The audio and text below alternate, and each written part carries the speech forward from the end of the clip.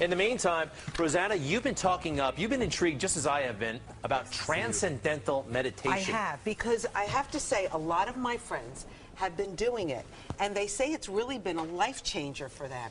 And so I actually contacted B.Roth, who's the executive director of the David Lynch Foundation here in New York City. Everybody seems to go to him.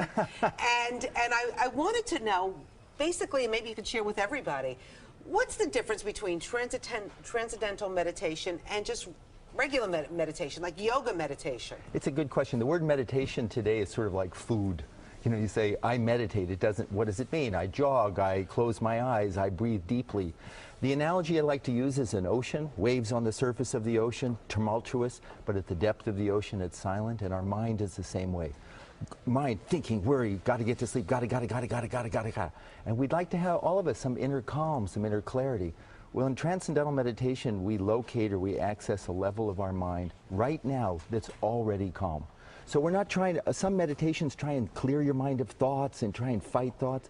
This just accesses calm within. So I've been listening to this guy on a podcast, Tim Ferriss. Yeah. He interviews like CEOs and top entertainers, and like 80 to 90% of them all do some kind of meditation. Not all do transcendental meditation, but some type of meditation in the morning. And that's where Rosanna are like, we got to get in on this. Yeah, because we just feel like we need to calm down our lives a little bit. Is that what the intent is? No, the thing is, and Tim does transcendental meditation, the thing is that everybody, anxiety, not just stress, not just tension, but anxiety is a horrible thing. When you feel anxious, you're not present with your family, you're not present with your friends, you can't focus.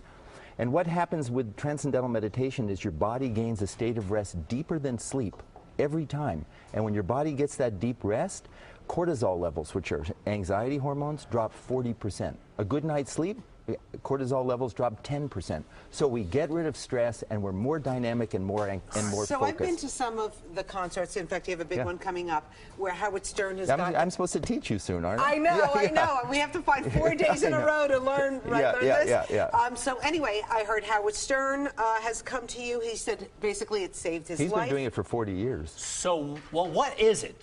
So what it is, when you learn transcendental meditation, you learn one-to-one. It's taught one-to-one. It's not out of a tape. It's tailored for the individual. You get what's called a mantra, which is not a fancy sounding thing. It's just a sound or a word that has no meaning. Well, Om, but it's not. So it's used silently. It's been used for thousands of years, and you're taught how to use it properly. So it looks just like this.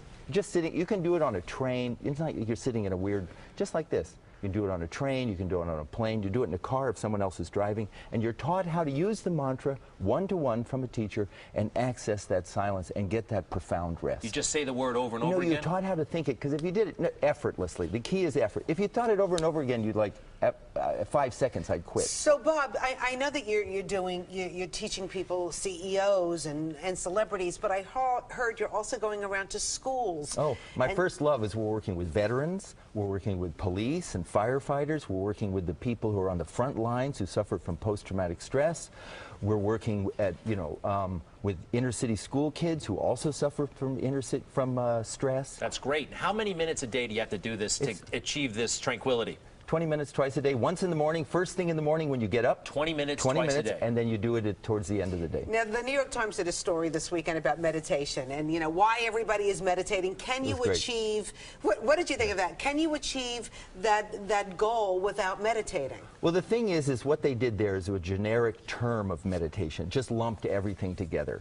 And there's a lot of meditations that don't work. And that's the importance of looking very carefully, because transcendental meditation has hundreds of research studies showing that it works very effectively for everyone. And one last thing, you can be a skeptic. You can think everything I'm saying is just baloney. Okay. It doesn't require any belief. You don't have to believe in gravity to be sitting here. No belief is necessary. It doesn't conflict with faith. No, as a matter of fact, what it does is by settling the mind down and getting rid of stress, your prayer is deeper, more compelling, more satisfying. Tell us about meditation in schools and how it's been working. I think it's one of the most satisfying things. These kids come to school, they're supposed to, first period, they're supposed to study, arithmetic or social studies, and who knows what they ate, who knows if they slept anything, the stresses they're under, these kids. And so the school day begins with 10 minutes of they call quiet time. So the kid just sits, they do this meditation, their body settles down, the brain wakes up, and then the research shows that they do better in school, they have better grades, and violence and stress and tension goes down in the whole school. We can't keep up with the demand for quiet time in the schools. How many schools are you in right now? Hundreds of schools throughout the United States, and here in New York City, we have schools in the Bronx and Brooklyn, and we just keep rolling it out. All right, Bob, if you want to do this, if you're watching, how do we get a hold of you? So you can call, the best way is just to go to tm.org. tm.org. Just go to tm.org, and that's how you can find out more about it. We teach thousands and thousands of people, and I want to emphasize again, no belief. You can't be who you are, you know, and it's just a universal You can be Hindu, thing. Muslim, Catholic, and atheist, it doesn't matter. Everybody. That's the beautiful thing, what's happening now with science. And meditation has to come out of the realm of something weird. This is done by military people. This is done by professional athletes. This is done by people of all religions. It's too valuable to let it be just branded as something other. This is for everyone. Now, you have a big event coming up at Carnegie Hall, right? Yes, on November 4th. And we have Katy Perry, Sting, Jerry Seinfeld, and others, and we're raising money to teach 10,000 at-risk New Yorkers to meditate for free. Seinfeld does this stuff too? Seinfeld for 40 years. No kidding. Yeah. It's the people that you least suspect are doing it. And Well, because it's actually, that has to change. It's everyone. We have, you know, people on Wall Street, we have kids, we have teachers, we have police officers. Do you have to do it first thing in the morning? Can you do it like, say, after breakfast? I'm starving when I wake up. I mean, can you do it later? You can work it out into your schedule. You can work it into your schedule. Or have something light and then sit and meditate and then really enjoy your I meal. just woke up. I just woke up. I don't. Jerry Seinfeld says that. It's a great What thing. does He has he this say? great thing. He says, at first, you know, he thought, why should I meditate? I just been resting. And then he said, look at your bed. You didn't rest. That was a war zone. You know, you're kicking everything around. This thing, you sit up, and the rest gained during the 20 minutes, it's not just relaxation. That's a key thing. This actually gives you energy, gives you focus, gives you drive. So sometimes you wake up from sleep and you need 5 cups of coffee to get going. This wakes you up like that. now, can you take this course with could Greg and I do it too? It's taught 4 days, an hour a day over 4 consecutive days. The first day I would teach Greg, then I would teach you, and then the next 3 days you could be together. But everybody learns it one-to-one. Everybody learns it And one-to-one. again, you can be skeptical. That doesn't matter. Yeah. As a matter of fact, it's healthy to be skeptical. Well, I like that. as Mr. Spock said to Mr. Spock in the parallel universe, I will consider it. Okay, sir. So, meanwhile, tickets still available Yes. for November 4th. Go to carnegiehall.org, I think it is, and you can buy tickets. And all the money from that, Katie and Sting, they're all meditators, and they're all doing this because we want to get 10,000 at-risk New Yorkers to learn to meditate. Hey, yeah, by the way, what's going to happen at Carnegie Hall? I mean, Katy Perry, I take it, is not singing. Yeah, I mean, no, is she's everybody- singing. Oh, she is It's gonna a sing. concert.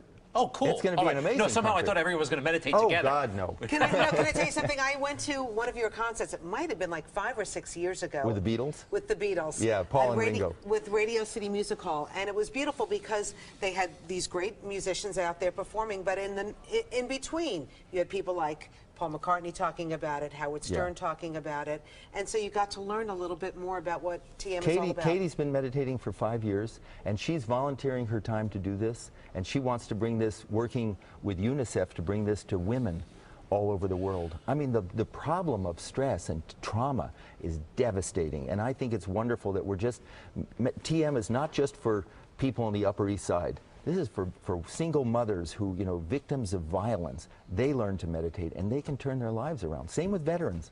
The number of suicides, travesty. So now we're working on all the military colleges, all the VA hospitals to bring transcendental meditation there. TM.org is the website. Bob, we thank you. And by the way, you exude a certain calmness. He Well, it's the does. two of you. It's the two of you. You're great. I was watching you riding around. I said, pretty calm characters over there. You think so, Bob? Yeah. Obviously, you Anyway. don't know us too well. Bob Roth, so nice to meet you in person. We've just been playing email together for months now. Anyway. And we'll do it. Okay. Thank you very much. Thank you. And Greg, Thank you, sir. very much. All right, thank you.